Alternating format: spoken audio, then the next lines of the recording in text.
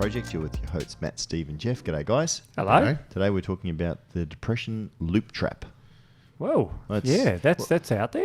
It's a very it covers a lot of ground, because we're not just talking about depression, but anxiety. Matt, what else are we talking about here? Well, we're talking a lot about how we can have somatopsychic effects, meaning that how our body can be knocked out of balance, create a stress or a mood change that we kind of get stuck in. Because as our body is out of balance, that is a stress. And then that stress manifests as anxiety and depression. So this is even for people that are on medication that doesn't seem to be working as intended, or looking for, alternatives, and whatever they seem to do, they can't get out of the stress, the anxiety, the depression.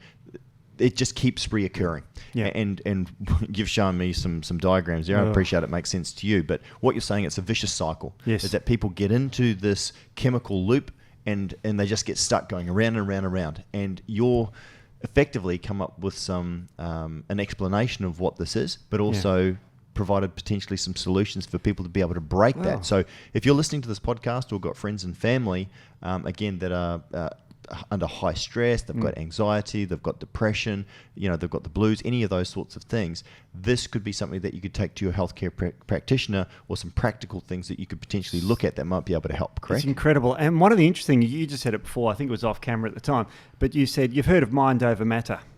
Well, this is the matter over mind. This is the body changing the mind. This is the change of our chemistry due to our systemic diseases. So this is the sort of bit of a twist on, play on words there, where, mind over matter, but this is matter over mind. So I love this sort of stuff. It's biochemistry right into it, and we love it. We love it. We're nerds. Before we get too far into the biochemistry, I want to give a bit of perspective on what we're talking about. The thing we're talking about today is it's called the Tryptophan Steal. So just so people understand, so we have an amino acid that comes through our diet. It's an essential amino that we have to consume in our diet. And when we eat it, that tryptophan can go down multiple pathways. One of the pathways is to create our calming, relaxing hormone, our neurotransmitter, called serotonin. All right, serotonin's our sleepy chemical, anti-anxiety, anti-panic, makes us feel safe, makes us feel content. If you get too much of it, you feel drunk and that sort of stuff. But serotonin is our calming, relaxing, sleeping, switch off, everything's safe, just relax. That's made from tryptophan.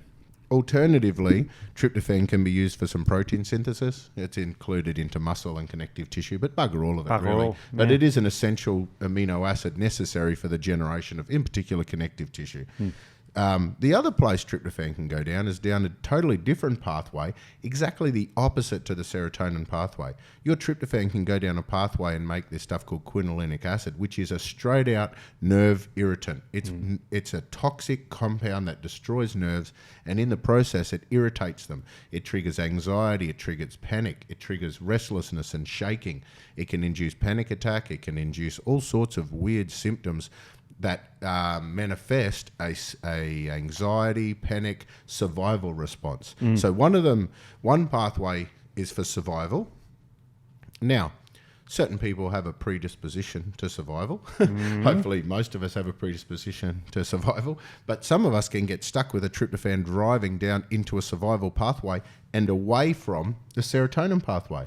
The old school way of treating it was by giving people tryptophan. Yeah, right. Yeah. To actually, and if you give tryptophan, it goes down the wrong way. And what we've discovered in more recent times is that people used to treat these brain chemistry disorders by trying to preserve serotonin in the brain. Yeah, weird. But the point is, 80 to 95% of our serotonin is made in our gut from tryptophan. And it involves microbes, it can control inflammation, all these things we keep talking about, gut-derived inflammation, oxidative stress, all those sort of things can interfere with that pathway. So, and then the medical world will say, oh, your symptoms in your brain is inadequate serotonin. We're going to preserve serotonin with a drug that stops serotonin being taken away. The end result of that is an accumulation of serotonin. Negative feedback goes back and says you don't need to convert tryptophan into serotonin anymore. We got heaps. The problem is then the tryptophan's got to go somewhere. Only a little bit's used for protein synthesis as you need it, proportional to your exercise and your growth. The rest of it goes down quinolinic acid and makes anxiety and panic and all these things. So we're going to talk a little bit more in depth about the biochemistry. But I mean, the basic picture of it is if you're going down the wrong bloody pathway and you're doing all this serotonin brain treatment, you're totally missing the point. Your body is hijacking your brain chemistry. It's taking it away, and it's all controlled by this weird-ass reactions. And the initiation phase, Steve-O, when we talked about inflammatory reactions or virus or whatever, any of these things that can really knock the system out of whack, that may have occurred, that may have been gone, but you can be stuck in this vicious cycle. Because guess what another chemical that drives down the pathway is? It's our good old, our friend cortisol. Yeah, right. Which, of course, is stress. So even if you're stressed... Now this pathway, we've just painted a bad picture of it, and it is bad, but really this is a survival pathway, because when you're being attacked by something or chased by something, you don't want to be chilled and relaxed, do you? No. You want to be able to get away from it. So short-term stress or short-term inflammation is absolutely fine for a healing crisis or a stress response. And you want loads of quinolinic acid. I want my brain alive, fired up. But if you're constantly in this and you're constantly stimulating these receptors in your brain, it does cause brain damage. It leads to Lou Gehrig's disease, ALS, Huntington's disease, Alzheimer's disease, all these terrible brain destructive disease, Parkinson's disease. Yeah. So in the short term, anxiety, panic, worry, Yep. inability to switch off, Yep. that feeling that something's not quite right, Yep. And a lot of these people will say, I've never been the same since, Yep. and they'll go and do all this testing looking for, is that virus, oh, it must still be in my body, or I must have this, or I must have an overgrowth or something in my guts, or they go through and look for it, but sometimes there's not actually a thing that's still in their body. It's just that they're stuck in this vicious cycle. Because what you've got to realise, your body can't afford to wait to see what your stress is. No. A biochemical imbalance that results in poor energy production in the Krebs cycle, that's a stress. A biochemical imbalance that results in a leaky gut wall and creates inflammation, that is also a stress. And these are all associated with this particular imbalance. The pathway we're talking about, and the things we're talking about a thing called the Tryptophan Steal. We're talking about the kynurenine pathway. I really struggle to say that. It's got too many weird letters joined together. Kynurenine. Steve, say it. Kynurenine. See, you sounded... Kynurenine. Kynurenine. Yeah. That's it? Yeah, Kynurenine. I think it's just my Yobbo accent just wants to mumble. Kynurenine pathway. That's what it is. So the tryptophan goes down this kynurenine pathway to work as a survival mechanism. Yeah, it's not a bad one. It's just bad if it's chronic and long term. And unfortunately, a lot of people have a chronic inflammatory disease. So what are some of the symptoms of people that's currently suffering from this, and what are the sorts of triggers that are going to either set it off or continue to perpetuate it? Obviously, I would imagine, as you said before, if it's tryptophan steal or if it's a serotonin issue, putting more in, which is obviously, you've got none, let's put more in. No, it's the same as testosterone going down to the estrogen pathway or the DHT pathway, right? Yeah, so we've got to stop that first, and then you can obviously make the balance right. So for people that may be suffering from this, what are the sort of the triggers or the things that may be causing it, as far as food or, obviously stress and things like that? Yep. So stress is certainly one. So stress can come in many forms. It can be the wrong foods. It can be the wrong mental attitude. It can be the wrong tryptophan pathway. Tryptophan pathway, absolutely. Right. It can be lack of exercise. Right. Because there's an enzyme that sort of inhibits that pathway that's upregulated when you're exercising, called peroxisome proliferative active receptor gamma coactivated 1-alpha. You always talk about PPAR. Yeah. Well, it's a little bit like PPAR, but it's a different isoform. But anyway, we won't go into detail. PGC. Yes, that's it. And so that's related from your skeletal muscle. So if you're not exercising, that's a stress. Yeah. Right. That's a stress. Also inflammation. So if you're eating a chronically bad diet, that is inflammatory. Sorry, that wasn't me. That was the chair. Oh, was it? Oh, yeah, that's what they all say. Yeah.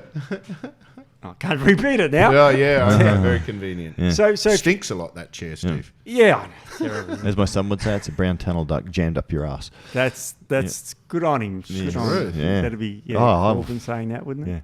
Yeah, red pen. Yeah. So these are the sorts of things that can cause it. So you could have a chronic viral infection. Yep. And we're learning, for example, that you heard of Prozac, right? I think everyone knows Prozac, the antidepressant. Sure. That's a selective serotonin reuptake inhibitor. But one of the mechanisms that have been alluded recently, the way it works is it inhibits viruses.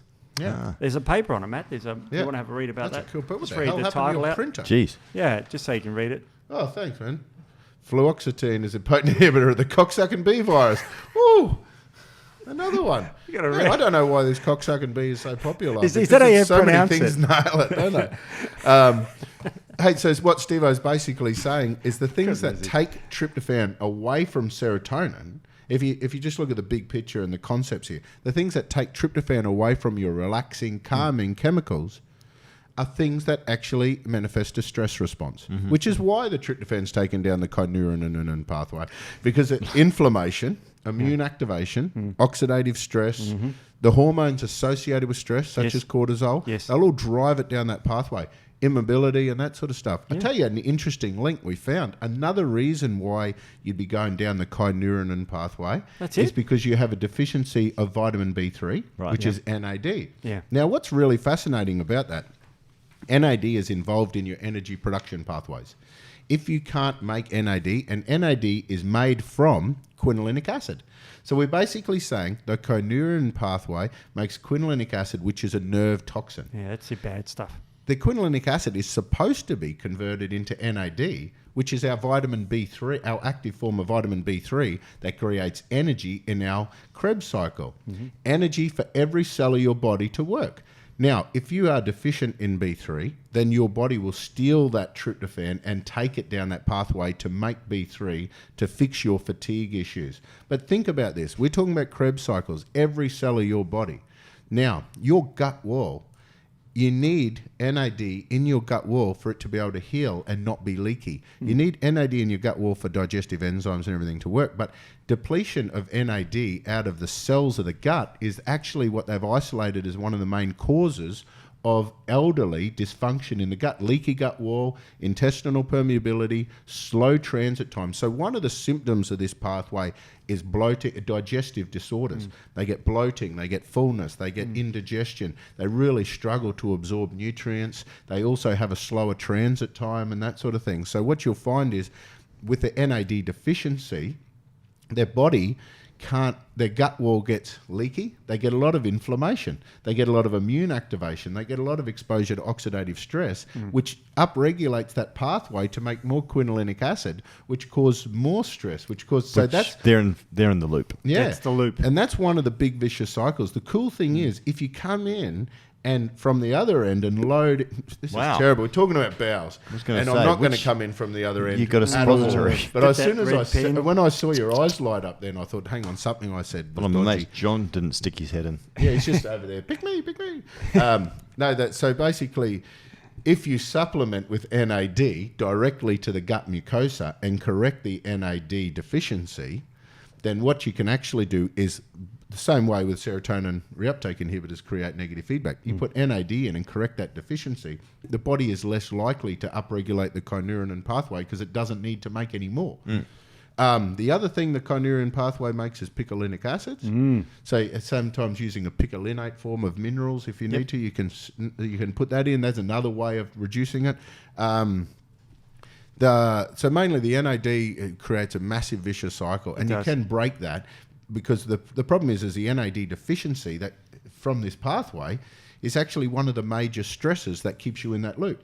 And that's why the fatigue, the blood sugar abnormalities, the pain, the lack of digestive ability, the lack of ability to regenerate your gut wall creates an ongoing stress and inflammatory reaction that keeps that pathway running. Your body can't take the tryptophan out of your protein foods and turn it into serotonin in your gut and deliver it to your brain. So let's break those two things down. So in the gut, you've got to have healthy gut bacteria, and the bacteria that actually pushes quinolinic acid or detoxifies it into B3 is a form of E. coli. Now, E. coli, if you've ever had a UTI, ladies, that's the E. coli bug at work being bad. But it can be good, and it's there for a reason, and it's there to help convert quinolinic acid through to B3, and that's a positive thing. Now, you mentioned picolinic acid before. Sorry about all the acids here, guys. Picolinic acid is a great way to absorb our minerals that's secreted from the pancreas. It's made in this pathway, so it's not bad. And it's made primarily from fermenting foods. So fermenting foods upregulate. That's why fermenting foods is great for absorption. So that's where you get those two things from. And the fermented soy. And that's a lot of your tempehs and those sort of things are good sources of these, and they help the absorption of those minerals by making picolinic acid. Plus, they reduce the need for the tryptophan to be taken down this other pathway that does not make you feel content. Remember that all the pathways that this tryptophan can go down become a trigger for anxiety and panic. And when you've got anxiety and panic, you actually shut down your blood supply to your digestive tract to feed your muscles and brain. Ongoing stress alone can be the cause of a leaky gut wall. And so this is a pathway that can create gut dysfunction. It can allow the microbiome to get knocked out of whack. You lose the ability to metabolize these neurotransmitters properly. And that's the vicious cycle we keep talking about. The way to break the cycle is you can cheat a little bit. So when I said tryptophan goes to make serotonin, if you use tryptophan, it can go down the wrong pathway. But you can buy this stuff called 5-hydroxytryptophan. Now that's halfway between tryptophan and serotonin. And if you use 5-hydroxytryptophan, it bypasses the kynurenine pathway, which means you can have a supplement that within about an hour will release serotonin in your brain and make you feel quite nice. Is this the 5-HTP? Yeah, right. 5-HTP. Yep. So when you use Really 5-HTP, popular supplement. Very popular. So it's one step before serotonin, and it's past the enzymes that'll take tryptophan down the wrong That's pathway. super cool. It is, So- it is a cool Well, one. it gives you something to take control of your own health. And this is what I used to love about it, because let's have a look at it. Your alternative, so if you're using a serotonin reuptake inhibitor, the way they work is they create a blockade, so the serotonin's released and it just doesn't get taken away. Over time, over like a week or so, the serotonin accumulates, so you have just a constant supply of serotonin in your head. The negative feedback of that saying, hey, we don't need you to make any more. So the ultimate, if you do a reuptake inhibitor style, they actually eventually will get worse or won't work. If you were to use a 5-hydroxytryptophan, then you release the serotonin when you feel you need it. A few hours later, it's gone. When you don't need it, you don't have to have it. You don't have to sit there with this chemical straitjacket keeping serotonin in your head all the time, causing these problems in the pathways. Use 5-hydroxytryptophan temporarily when you need it. Have control of when you want to have that feeling, and if you need to punch something and run, and you know, survive, you don't have to take your 5-HTP. Allow that pathway to work, but the rest of the time, do it. So, but that's just a Band-Aid. That's just symptom, just a Band-Aid. Purely symptom relief. But it's good to know that if someone is there with anxiety, panic, going through all of these horrible shaking symptoms and that, they can relieve a lot of that with 5-HTP. Jeff, can I give you a wonderful, you know how I love government regulation. I just need more of it, love it, right? Of course, all of us do. In 1998, when this came out 20 years ago, it was deemed that it was able to be sold in Queensland, but deemed toxic for people in New South Wales and Victoria. Well, they're different down there. They are have different. 2 heads and a tail as well, too. But I argued, I said, I'm from Victoria and I was living in Queensland at the time, so how did that chemical work in my brain? Don't ask questions, Steve. No, that was fair dinkum the law. That It was was allowed to screwed be with them. sold in Queensland, but not interstate. Yeah. Figure that one out. No. I can't figure that one out. Uh, Hey, while we're talking about serotonin reuptake inhibitors, that St. John's wort is probably the most famous natural serotonin reuptake inhibitor. Yep. You know, they said that's one of its mechanisms of actions because they compared it to fluoxetine. Was that Prozac? Prozac, that's They Prozac. compared it to fluoxetine and says has similar effects, but mechanism of action was different. They've recently discovered that St. John's wort is a good source of kynurenine acid. Kynurenine acid. Do you want to tell us how that fits into the pathway? Because it's pretty bloody cool. When you start looking down that one. Kynurenine acid is an anti-anxiolytic. In other words, it reduces anxiety. So it's a great, and it comes off the side of the pathway. Now remember, the chemical that drives this pathway is called indolamine 2,3 dioxygenase. I'm sorry about the long enzyme. That's the name. IDO. Can we just call it IDO for now? Yeah, just do that. We certainly can. All right. So IDO comes down, and you've got an escape point where you can go to this anti-anxiolytic stuff. And so that's a really, really good pathway to go if you want to reduce your anxiety. And we'll talk about more about that. But you can get that in foods, particularly honey, and the most richest source of just foods that we eat every day, I'll call them vegetables, well, some of it is broccoli. Oh, yeah, and potato. Yeah, potato's good too, but broccoli beats it. Massive. Yeah, broccoli's massive. It's about 3 times higher than potato. So have you ever heard potato being called a comfort food? Yeah. I eat it all the time. Chips. Yeah, I love wedges. Yeah. Well, we shouldn't Baked talk about potato. chips. Yeah, but you know, that's a comfort food. That makes you feel good. So things like broccoli is very good too because, of course, I don't feel that great when I eat broccoli. Don't you? I cuddle it. You cuddle Sometimes it, eh? I get skyed and sad. I'll just get a floret and So cuddle. there's about 2,200 picomoles per gram of kynurenine acid in broccoli, and So compared to kynurenine acid's anti-inflammatory, Yep. anti-anxiety. Yep. It's really nice, and it comes off the kynurenine pathway, but not if you're deficient in NAD. It drives it down the wrong way. If you get a B6 deficiency, this is another problem with this pathway too. It can destroy that pathway. Other things too, just having a look here, it was first discovered, you're going to love this one, in 1853 in dog's pee. Don't you love this history and stuff? Because dogs are more sedate, no, it's the richer sources of these acids. I noticed I taste my dog's pee, it's a bit acidic. Yeah, but it'll sedate you, won't it? It'll sedate you. So there's lots of things. So the way it works is it down-regulates the N-methyl D-aspartate receptors. So it works opposite the quinolinic acid, which drives you up. So this is NMDA receptor. They're the excitatory ones. So they're the one. ones that drive you into anxiety. Yeah, and this calms them down. Yeah. And so what's good. really cool, we went and had a look to see what other plants were full of kynureninic acid. So we got the broccolis, we got the spuds, we got your honey, we got a whole heap of the anti-inflammatory, anti-rheumatic herbs. So dandelion leaf showed up really, really high. Dandelion root had bugger all. But devil's claw, ginkgo biloba, and a lot of these herbs have got a reputation for being tonic to the brain and all that sort of stuff. Basil's they seem good. to have these things that can actually block this pathway and, well, not block it, but enhance that pathway to a point that it can send a message back saying, we got this bit covered. You can relax, get out of that survival mode now, and you're safe, and you can go over here and get some serotonin. It's high in breast milk too, so that helps baby sleep, Yeah. If you ever wondered why that's the case, now you know. How exciting. Yeah, really? Yeah, very high in cool. mother's milk too. There we go. Yes, So- and, lavender, lavender oil, that totally blocks the kynurenine pathway. Yeah. So lavender, you burn it or whatever to make you calm and relaxed. It blocks that pathway and allows your tryptophan go over to serotonin. Beautiful, It's so cool how we're finding how many of these things are doing it. And when you have a look at the medical model, just targeting the serotonin aspect, just saying, oh, you're deficient in serotonin, symptomology, or let's just replace it. And then we're not going to look at any of this stuff. So you're just forcing more stuff that the body doesn't want. Exactly. Yeah, so this pathway is highly dependent on water-soluble B vitamins. Yes, it is. You need the B2s, the B3s, you need B6s to be able to regulate these pathways. We make a product called Multifood that's just got all these mixed of different vitamins. And the problem is synthetic vitamins can screw these pathways. They do, 'Cause big if you time. select the wrong type of B3, you can totally overwhelm the other pathways and block the ability for the other B vitamins to work. So there's a lot of other things that you can do. But the first thing you would do is just make sure your body's capable of doing these things, which would be using the B vitamins, replacing the water-soluble B vitamins from food in their natural forms. And I know you can buy synthetically activated ones or synthetically made versions of the active ones, but they don't have the balance that nature's got. So you're better off sometimes with a lower dose and a better variety and trying to make sure the body's got all the cofactors it's need.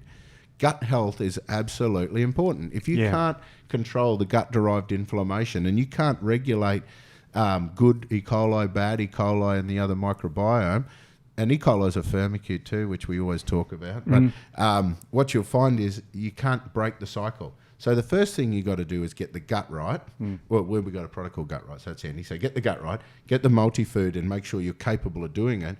We also have a product, Resilience, but it's turmeric and frankincense, myrrh and boswellia. That's got all the anti-inflammatory, antioxidant stuff. So when you load up on these things, you stop that pathway from working. Fish oil, you know how fish oil's got a reputation as anti-anxiety. Fish oil's also got a reputation anti-inflammatory and that. There's some brilliant results that studies now showing that the way fish oil prevents anxiety is by blocking that quinolinic acid pathway through its inhibition of the inflammation. Wow. And it does it predominantly via interaction with the mucosa. So you get omega-3 oils and it stops the lipopolysaccharide, which is the bacterial cell wall fragments, from driving our stress nervous system away from our comfort and into our anxiety. So you've got to combine the fish oils, you've got to combine the micronutrients, and then you've got to look at gut health and anti-inflammatory, and that's how you can break the cycle. In the meantime, another way of cheating, but if you wanted to supplement with something faster to get into the cells, you can actually get the NAD precursor, which is nicotinamide riboside. I always forget how to say that. But so if you can get that one, you can supplement with that and bypass and get it straight into the Krebs cycle, exactly where we need it, so we can fix the Krebs cycle defect. That is one of the vicious cycles. If you don't fix where we're at, see, this is a problem. This thing is a vicious cycle. Like I said, it might have started after glandular fever or toxic exposure or something that drove you down this pathway, but you're kind of stuck in it now. That virus, whatever it might be, totally gone. That stress or whatever it was might be totally gone. And now you're just stuck in a phase where your cells aren't working properly. So if we go straight in with the NAD and basically compensate for the defect within the Krebs cycle, we can break the cycle from there. That way you're not having messages back to your body saying, turn that tryptophan into quinolinic acid so I can make NAD. And then we can do the same sort of thing with the 5-HTP in the short term just to make you feel better. So on top of these things that maintain gut health, that maintain inflammation and all that sort of stuff, they will treat the cause, but that takes a little while. And this is the frustrating thing with anxiety. When you're anxious, like someone out there, they probably relate to this. They're sitting there thinking, oh, I get anxiety and panic, but there's a dickhead across the room. That's my source of stress. I can't handle. Are you looking in that direction? No, now? I went that way because there's no one there. Oh, I didn't you want don't to offend anyone. Because you know me, I don't like offending. No, never. Yeah, so this dickhead said, no. So what I'm trying to say is when you're in a stress mode, when you're stressed and when you're anxious and when you're panicky, you've made a choice that's the way you are because of something. You know what I mean? Like what you see in your outside environment. Basically, if you're sitting there with anxiety and panic and you don't know about the kynurenine pathway, you're probably assuming it's something else. You're probably assuming it's someone here, it's work, it's home, it's there's something living inside my body. I've got this virus. I've got these sort of things. So the point is what happens is when you're in stress mode, the stress mode and the survival mode in itself keeps you there because you know what I mean? So we have a somatopsychic. This is what I wanted to say about somatopsychic. So we have a body disorder creating a psycho change, okay? But because we've got that change, we then believe we're stressed and it becomes psychosomatic. And that's the link. It might start somatopsychic, but then it becomes psychosomatic. You're just stuck in this loop because we can't put our finger on the stress. Yeah. Now, we can break the cycle and all of a sudden, but if you don't get rid of that stress in the person, then they can't break the cycle. If you're stuck in a stress mode, the blood from your gut is shut down. It's out to your muscles and brain. How the hell are you going to fix your gut? So we've got to give these people some tools to get out of that stress mode and give them the confidence that we know what's going on and how and we know how to make you feel better. And that's why I use things like 5-HTP in my clinic to go through and say, no, you take control of your own brain chemistry this way. Just be aware if you're already on a drug like a Prozac or a serotonin reuptake inhibitor, you can't use something like 5-HTP with it. So this is where we get into a little bit of a challenge. But the good thing is you can use all these other anti-inflammatories, you can do the gut and all that sort of stuff while you're on your antidepressants. And then the challenge then is we're trying to work out whether you got too much serotonin or not enough. Because the symptoms of serotonin deficiency, insomnia, anxiety, panic, tremoring, all that sort of stuff. And do you know the symptoms of serotonin toxicity, Steve? Serotonin syndrome. Yeah, it's quite scary. It's exactly the bloody same, except they're drunk with bloody serotonin. It's like can't think for themselves, all this sort of stuff. Yeah. It's quite. So they're very similar. 80% of your symptoms of serotonin deficiency and serotonin excess are exactly the same. So it's really hard for a person out there to work out whether I've gone from underactive to overactive, and then the body's negative feedback tries to take control of it. Yeah, and there is another dark side to this pathway. Yeah, tell me. And this other dark side is a downregulation of the immune system, basically. So you get immunosuppression. Yeah. So these people are you run into them and you'll see them at parties. Oh, how you been? Oh, I've been sick. I catch every flu, and I'm stressed at work, and I'm sick because I'm stressed, and I'm stressed because I'm sick.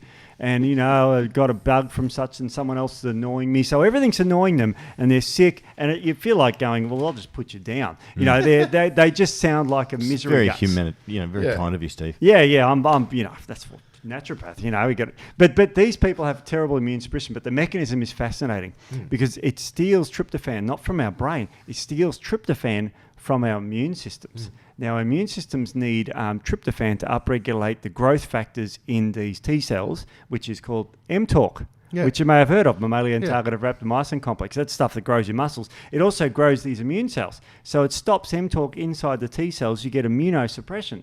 So their immune systems are shit. Yeah, tuberculosis. Tuberculosis toxin kills people. It actually depletes NAD from their macrophages, which is the engulfing and removing ones, and they self-destruct and die. Wow. So one of the other side effects of NAD deficiency, which is an indication of this defect in the kynurenine pathway, is that you actually have immune suppression and you cannot control infections, nor can you control inflammation. I always find it funny when people say, I'm taking vitamin C for my cold, or I'm taking X herb. I think B3 is required for the immune system, so you need all the vitamins for the immune system. Yeah. And it's a bit of a lesson, because when I studied, it was vitamin C for this and vitamin D for that. Yep. And we didn't know all this sort of stuff. But NAD is basically vitamin D3, an active form of it. So, this is the sort of stuff we've got to worry about. So, and which is the one that'll give you the rush, Steve-O, if I take too much? Nicotinic acid. Yeah, so when you take a B3, a lot of people put big doses of B3 into pre-workouts and that to give it in the nicotinic acid just to give a rush of blood. The problem is that one needs to be converted through, and it needs to be methylated to be converted, and it can deplete other issues like B2's needed for methylation. It overwhelms that. Then you get the other B vitamin deficiency. So you don't really want to use big doses of the intermediate ones. That's why I like using something like a multi-food that's got a little bit of lots of forms of activated B3. If you're going to do a big dose of anything, you do the riboside nicotinamide, so it can slot in right at the end and just quickly fill in the gap without creating any imbalances. You also another careful thing with nicotinic acid is it suppresses cholesterol production. So particularly lipoprotein A. So if you've got high levels of that, that's actually quite a bad cholesterol, that one. Then they prescribe nicotinic acid. So a doctor could put someone on nicotinic acid and you get the flushing reactions. But compared to side effects of the other drugs, it's not so bad. Yeah. So just be aware of that. A lot of people are on that drug for that reason. And, I call it a drug because it's a single vitamin in huge doses. It's a worry. And you're right, Matt. You need to get these nutrient base, all right, and in their natural form. Yeah. Not this synthetic form. They're totally different. Like nicotinic acid gives you rushes and, gives you cholesterol thing. But niacinamide is a skin nutrient. They're B vitamins, but they work in different areas. And so people just say, it's B3. Yeah. And that's the most oversimplification thing you've ever heard in your life. Or an activated B3. Oh. And you're like, what is that? I didn't know which one you're talking about. That just knocks me. They're all active. They all do something in the body. Yeah. What a stupid thing. Do people still say that to this very day? You're mate, joking. They label their products as it. Really? But, yeah. But, have I just bagged someone's product out? Yeah, your Thank mate you. too, Great. actually. Yeah. One of your good mates. Activated B vitamins. That's a weird statement. That's like they're all active. Why else? Even folic acid is active. It's active to cause brain problems. You know what I mean? It's still active. How does it? That's weird.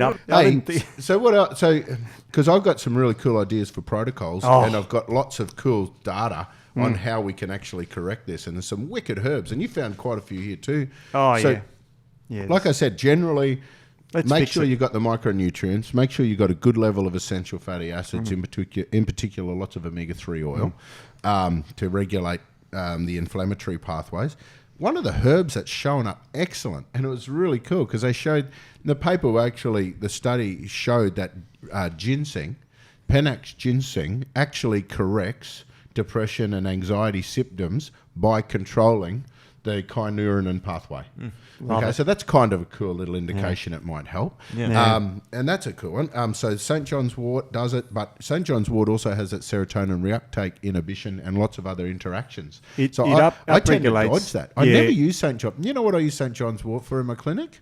Sciatica and shingles. Oh, yeah, nerve pain. Yeah, and that's about it. Yeah, right. Antiviral. Yep, it inhibits RNA replicating envelope viruses. Also, the problem with it is it upregulates an enzyme in the liver called cytochrome P453A4, and that's the most common pathway for medications. Yes. So if you're on a medication with St. John's wort, unless you really know the medication, you know which pathway it goes down, because it will detoxify it. You might think, oh, good, we want to detoxify drugs. Oh, detoxify warfarin, you'll get a clot and die. And don't lie to your doctors. It's really important. I used to see it all the time. So these people will be on St. John's wort, and then the doctor says, are you taking anything? And the farm said, no, I'm not, because they don't want to have that conversation. And then all of a sudden they work out their dose for these drugs while they're combining them with other herbs, and then they stop taking the herbs, and then all of a sudden something weird happens. Because if you're speeding up that detoxification enzyme and then you stop doing that, all of a sudden you double dose your drugs. We've mentioned it before. St. John's wort and grapefruit are the two things that are incredibly powerful with their interaction. Well, and grapefruit inhibits that enzyme. Inhibits the enzyme, so you get a build-up of it. Enzyme, so you get an overdose. Yep. St. John's wort stimulates the enzyme, so you don't get any. Yep. So do both. Yeah. Just take no, them. don't. No. Someone insert disclaimers or edit disclaimers. out the idiot. So if you wake up in the morning and you pop a beta blocker, which is anti-hypertensive, anti-blood pressure thing, wash it down with a healthy grapefruit and drive to work, pass out at the car because you get so low blood pressure and die. Yeah, don't do that. No, don't do that. That's not healthy. Yeah, you only do it once. I mean, you're talking about protocols, and just a little bit back up a step. Like, what would you think you'd use that's anti-inflammatory that also reduces cortisol levels if that's the cause of their kynurenine pathway upregulation? You could think of things like CortRx. Yep. Yeah, absolutely. That's just a beauty. Yeah. But have a look at something like gut right too, man. Yeah. Because you look at the ingredients in gut right. We've got the broccoli, so we've got all the brassicas. We've got the rosemary. Rosemary's shown up to be something very powerful. That inhibits that pathway too. Yeah, so rosemary blocks that pathway. We've got a lot of other anti-inflammatory compounds, but it's controlling the microbiome to allow the E. coli and that sort of stuff to be in the proper ratios, and it helps to regenerate that gut wall and reduce a lot of that gut-derived inflammation. I'll tell you something amazing. So we've been getting quite a few people doing these organic acid tests. The oat. Oat test. No! Just the oat. That's right. You're an ATM machine man, huh? Yes, that's right. No. So the oat, the organic acid test. I've rehearsed this, though. That's the only reason why it's the first I time. went to a conference on it, and they just call it the oat test for 3 days. Oh, no. It does your head in, eh? So the oat, because you can't go the oat. Yeah. The OA test. Anyway, bloody hell. So we've been measuring people's wee. And finding all sorts of metabolic waste. Where are you getting those glasses? Yeah. Oh, right, okay. That's a very clear one. Sampling it now. Very well hydrated. Yeah. Oh, jeez. That's a bit of kynurenine acid. Am I? And a little bit of... Is that yours? Yes. I thought that was mine. No, I whacked it in there before. Oh, right. You don't want to see what I've put in your coffee mug on your desk. It's not a chocolate mousse. He's got the blue pen out for that one. It's got peanuts in it. Oh. But anyway. And caramel. Don't ask what that is. What the hell was I talking about? You were talking about... the organic acid test. So the organic acid test shows up these metabolic waste. And most people come through and they've got stuff everywhere, all right? Their nutrition's out of whack. They got compounds coming from their gut, blah, blah, blah, blah, blah. When these people are doing the gut rights, the multi-foods and these things first, their organic acid test is coming through 90% neat. Like if you take away the noise... Right down the middle. Yeah, if you give people a base foundation to make sure they're capable of doing stuff, so many defect things just disappear. And the beauty of that is you can see what's left over. And we've had a lot of organic acid tests that come through showing this quinolinic acid accumulation. And when you start treating it, you go, now it could be gut. So I've got to go in with gut. Could be nutrient deficiencies. I've got to go in with all these. You've got to do all that sort of stuff. So having that base foundation first, in those people that have been using our products and eliminating a lot of that bad results, and we're seeing the kynurenine acid, the quinolinic acid or that pathway is working, it makes it so much easier to treat.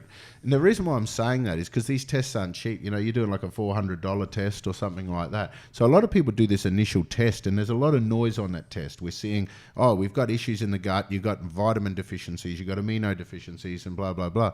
What we're finding is if people don't just rush out and do the test, if people do a course of the gut right, the multi-food and that sort of stuff first, a lot of stuff disappears off that test and the really important stuff shows up.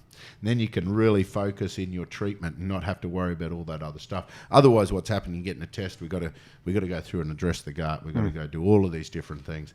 And we do have a few case studies coming through with elevated quinolinic acid. Their gut health is excellent. And you can see their gut's perfect. Their micronutrient levels and that sort of stuff look pretty good. And in that instance, you can just go through and go, right, we're looking specifically for inflammation. We're looking specifically for signs of NAD deficiency and things like that. You can then go through and target your treatment so much better, eh? Cool. So, yeah, basically making sure that people have got the basic nutrition foundation is good, making sure they've got good gut health is good. So what do you reckon, Steve? Lots of honey and potato? Honey and potatoes. Mr. Sounds Keto, nice. What do you reckon? Yeah, well, actually, can I talk about the ketogenic diet now? Yeah. Great. Ketogenic diet upregulates... Master segue? Yeah, I did a master segue on you, didn't There's an acid, another acid, just to give you guys more acids, it's called xanthuric acid. And this is a fantastic acid that helps settle the brain as well. And this is another out for the kynurenine pathway. And if you increase the ketogenic diet, it'll upregulate that, which is the mechanism by which it reduces anxiety in the brain. So ketogenic diet is very good for your brain in a lot of instances, good for epilepsy, good for... This is the acid that's produced and that helps settle the brain as well. So, we said before things like potato and honey, but they're Yep. not allowed on your keto diet. No. So, what you would be doing, when we went through a lot of the other foods, dandelion leaf, Yep. And in broccoli. particular, a lot of broccoli, rosemary, a lot of these herbs and spices are very effective, and lots of omega-3 oil. And so if you go through and get, so you can, the classic thing in the keto is you're going to be cutting, your protein's supposed to be adequate. You don't do extra protein. So you try to work out how much protein's right for you. And in amongst that protein, if you're covering your complete protein sources, you should be getting adequate tryptophan. I wouldn't overdose the tryptophan now until we get the pathways under control. As part of a keto diet, then you'd really want to focus on loading up lots of omega-3 oils. So not too many omega-6, because it is possible to do a keto diet and then still overdose on omega-6 if you choose to make your salad dressings out of those instead of a flax or a mustard seed, and you used an olive oil or a canola or something, So keto diet's excellent if you can't have those comfort foods. Using things like burning lavender is an interesting thing. So just having lavender around when you're trying to go to sleep. Essential oils, that work. sort of stuff. Yeah, like a little burner. Yeah, it was quite a few. And the funny thing is, one of the compounds in lavender that showed it was actually limonene. And what's interesting is limonene is in lots of things. So limonene is it's that tangy citrus oil. That's one of the main ingredients in our AMP-V. Peppermint also contains kynureninic acid. So when you have a look at our product AMP-V, if you were to use AMP-V before as our fat burner or as your pre-workout, you're getting the PPAR activation. You're working through those receptors Steve-O mentioned earlier. You're getting the limonenes. You're going to get the peppermints, and you're going to get the omega-3 oils. That will actually be, we designed that as a fat burning product and a pre-workout, but it's actually an excellent source of essential fatty acids, and now newly discovered kynureninic acid. And fantastic for vegans, because a lot of vegans complain, hey, I can't take my fish oils, how do I get my omegas in? Nice thing is that how they say it? Do it again. They go, hey. Nano. No, they don't. Yeah, I'm going to get some hate mail. 5 to 10%. I love you and your people, vegans. Take me to your leader. I am a carrot. No, man. If you say that, they'll eat you. Leave the vegans alone. I am a cow. Leave the vegans alone. They do sneak in with the humans. I'm a robot cow. Yeah. You're a Something's Oh happened. man. How do you tell a whole species of people to hate you? Oh, for just like we've done in the last few seconds. Yeah, I think you pretty well done. did it. Done Whole very species well. of people. So we mentioned before that the kynurenine pathway suppresses the immune system and is upregulated by inflammation. So another product that I would be thinking of is resilience. Yeah, bloody hell. Because that boosts the immune system and anti-inflammatory. You want to absolutely talk about how that works and in this pathway. It smashes most of the viruses. So basically, when we're looking at some sort of an immune challenge, whether it's a viral, bacteria, or whatever, it's going to trigger an inflammatory reaction. The problem is some of these, in particular, a lot of these viruses, they can get into your system and they can have a long-lasting effect. Like the Coxsackie B virus. Yeah, that's one. But a lot of them, they just basically trigger inflammatory reactions. So basically, the best thing about resilience is it's a very powerful anti-inflammatory. It's a very good antiviral, very good immune system, but very powerful anti-inflammatory. But the best aspect of its anti-inflammatory ability is it's also soothing to the mucosa.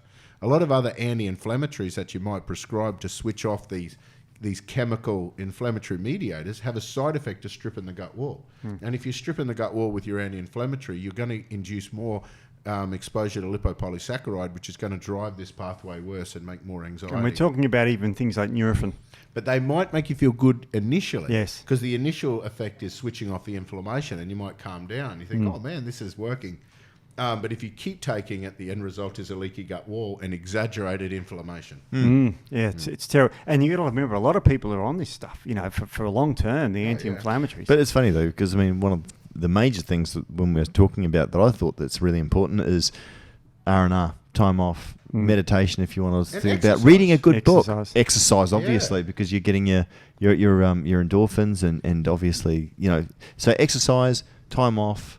Reading a good book, just relaxing. If you want to meditate, go and do that. As you said, Matt, which you've mentioned before, which I'd forgotten about, when people do that, Matt was saying that's at a particular megahertz level, which is shown to be extremely positive for the body. Yeah, 40 hertz can increase ATP production if you can get the cross-section through it. I was that was the microphone. I was giving you a 40 hertz hum. John will be in here in a minute. Don't do that. No, what were we talking about? Gobby. Fuck, this is hard. I've just totally lost track of what we're talking We're talking about megahertz. We're talking about resilience and everything else you can do. Yeah, so that's what I'm saying. Resilience, very powerful anti-inflammatory that soothes the gut wall and stops the destruction of the gut wall from anti-inflammatories. Oh, that's what I was actually going to say.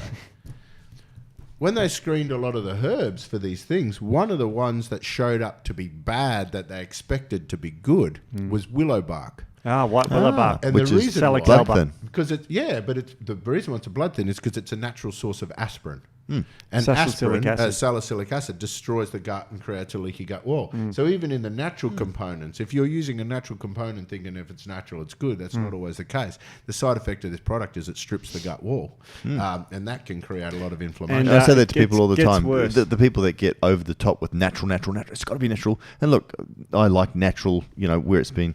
Go lick a toad, see how that works out for you.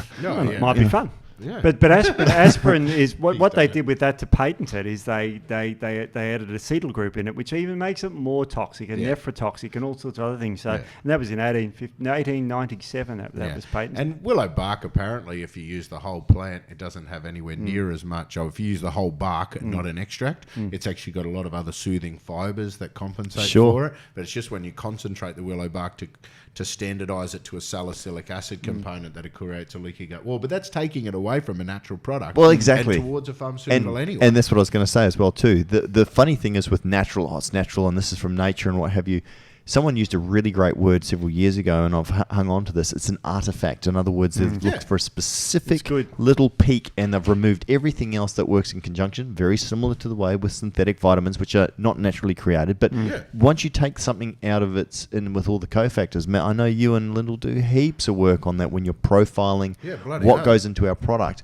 We can go out there, and there's a product we're looking for at the moment, which I won't mention, for the hair, Matt, which I'm really, Steve and I are both excited. We had that conversation the other day, and Matt's back on the hair revolution again. Good, because he's the only one not losing it. He's got no motivation. Well, actually, I noticed he had a thumbprint right in the centre of his crown. The crown's getting bigger. Just to make him motivated to do something. It's not true. I lied. But I am not under the thumb. That's a solar panel for a sex machine. Oh, no, I thought it was your wife. God, you bloody do this. But no, what the cool thing is that when we're looking for some of these compounds, there's so many, and Matt's like, no, I want to see the profile because he wants to see the peak and the trough and all the other compounds within that. And they work in synergy. A lot of the time when companies go, no, I'm just looking for synephrine, for example, they remove anything else that may be in there, which actually might actually help it to work. So. But you got to this is the other common fault that people make, I believe, when they're trying to do these things, is they go through and research. So we've researched, quite a few herbs. I can list off 10 herbs that all are sources of kynurenine acid that might help. Stacking all 10 of them together, is that going to work better than having one over there? And then I can tell you another herb that controls this pathway, that pathway, that pathway. What bugs me is people go through and go, I've got 10 herbs that all work on anxiety. I'm going to take all of them. It's going to be great. But they all might work on exactly the same mechanism, and you've left an escape path for others. This is what I'm saying. With these vicious cycles, there is more times that we are just stuck in a useless loop than we are actually in a disease state. But I mean, that's a disease as opposed to a disease. But you're just stuck in this stupid, useless loop that you can't get out of. And half the time, it's our mind trying to decipher what's going on when we don't know, But we just get stuck. We get stuck somatopsychic, psychosomatic. It just goes round and round and round. And we've got to break the cycle. But if you're just going through reviewing things that might help your symptoms without understanding how they do it, then you can actually make things worse. This is what medicine does. And this is why some of the side effects of fluoxetine is things like, increased suicide rates. And because... And to explain it, Steve, because it's really important. I interrupted when you said because, and I said explain it. Well, now, come on, Steve, spit it out. Well, as just you explain it for a second. Sorry, I'll do one more. As you know... look at these psychosomatic drugs. It's basically saying, all right, let's say your tryptophan's going down this pathway, and you take serotonin reuptake inhibitors. You get a build-up of serotonin in the brain, but you're still getting loads of quinolinic acid. So you're getting this building up of fighting each other of these chemicals. Instead of reducing one and balancing them all, you're just fighting them up. So the brain goes absolutely haywire, And this leads people to suicides. Yep. So it's not good. And I'm not having a go at medicine. Well, I am, because the philosophy is that, oh, you've got depression, we're gonna send you off to a psychologist or a psychiatrist. But it may not have anything to do with the brain. Yeah. Depression may be to do with you've got inflammation in your body, a chronic infection, so you should go to an infectious person. Or if you've got a gut disorder, you go to a gastroenterologist. Specialties are really narrow and bad at treating a person. See, hey, there's another thing that I see happen, I used to see happen all the time in the clinic. So people would come in, they'd be given a serotonin reuptake inhibitor. They complain to the doctor about their fatigue.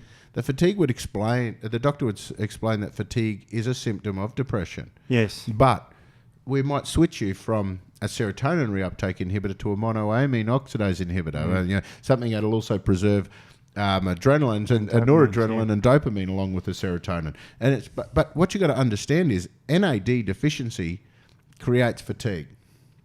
NAD deficiency creates gut dysfunction. So what you'll find is these people complaining, I've got this combination of symptoms. I'm stressed and I'm anxious, but my gut's just not right. I can't digest my food. I get weird bloating. I get indigestion, but there's nothing wrong with my gut. I've got this weird fatigue, and it's not just a fatigue where I'm feeling lazy or apathetic. It's a genuine cellular fatigue. I don't recover well from exercise. I'm exhausted. I'm pain. If I do more, I hurt more, and I'm more anxious. They're classic signs of someone that's got an NAD deficiency. And also then those people, they get alternate constipation to diarrhea because they can't control the muscle tone through their bowel. They can't actually work the bowel as a muscle. So what happens is that you get slow transit time until the immune system goes, man, get rid of this stuff, and then flushes it out with a mucus reaction. Right. So these sort of people, they're going back to the doctor saying, my stress is destroying my gut. I've got this major fatigue and all that sort of stuff. Then they're just moved around with different brain chemistry to try to see which one works better.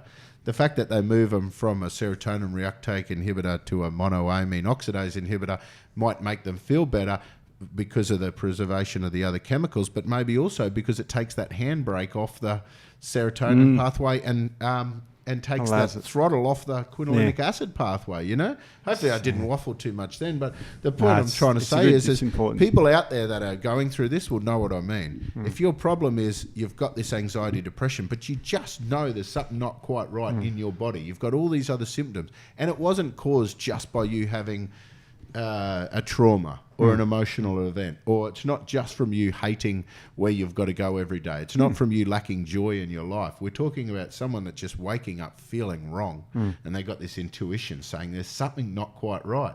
They're the sort of people that are visiting and testing everything, spending thousands of dollars on testing with everything coming back saying, no, there's no disease here, nothing here. Your gut's fine, your nutrition's fine, your thyroid's fine, your adrenals are fine, everything's normal. See, it's really hard to measure cellular stuff. That's why we do the organic acid test, because we can actually measure the metabolic waste coming out of all the different stages of the Krebs cycle. Can also measure any of the metabolic waste that might be interfering with our Krebs cycle from the gut.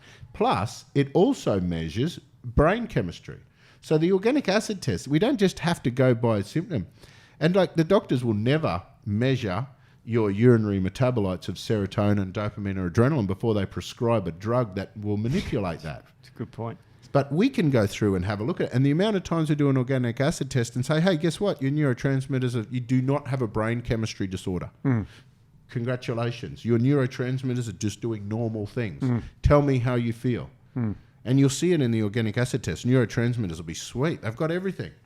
And then you'll see, and their nutrients will be fine. Their guts might be fine, but then you'll see this quinolinic acid, and the quinolinic acid serotonin ratio is right out of whack. And then you go, aha, we're onto it. The other bad thing about SSRIs are they work primarily in the gut, not the brain. Yeah, exactly. Well, there's more serotonin. Yeah. And there's more serotonin in your gut. So you get massive gastrointestinal side effects and massive dysbiosis just from taking a selective serotonin reuptake inhibitor. Back in Nature this year in March, they showed that 24% of all drugs create dysbiosis in the gut. Most of them with the psychological drugs, the ones that change serotonin in your gut. And that was published in Nature. That's crazy, It's actually. crazy. So, I mean, people are on these drugs and they're wondering why they're sick. And the doctor will say, oh, it's a side effect of the drug. Well, how is it a side effect? Yeah. It's because of these mechanisms. It's an effect.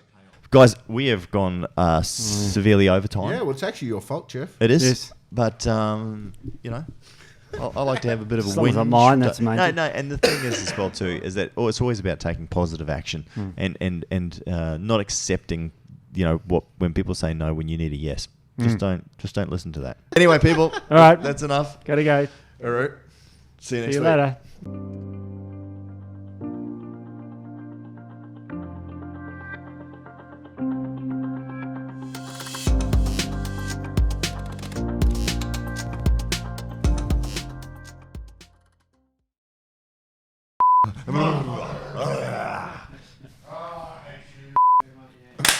Oh, was that a bit fast for you to pick up on?